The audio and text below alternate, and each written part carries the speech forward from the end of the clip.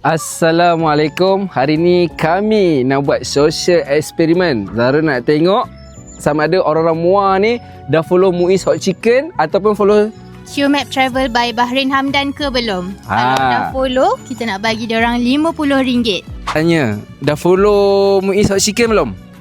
Muiz Hot Chicken TikTok belum? Cuba buka TikTok kita tengok dulu. Ada? Serius? Ui. Cuba tunjuk kamera. Kamera?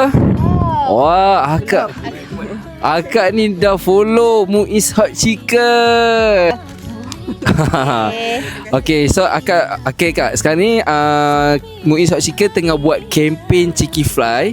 Kalau akak dengan abang pergi mana-mana kios Muiz Hot Chicken, beli chicken tender je, tak kisah apa set, abang akak akan dapat satu kupon macam tu. Okay, so dekat kupon tu ada nombor siri untuk abang gores. Lepas tu abang register, ada QR juga belakang kupon tu. Dan nanti 30 Mei saya sendiri akan buat cabutan bertuah. Dan hadiahnya adalah 2 pakej ke umrah 30 Mei 30 Mei pukul 8.30 malam. Follow Qmap Travel tak?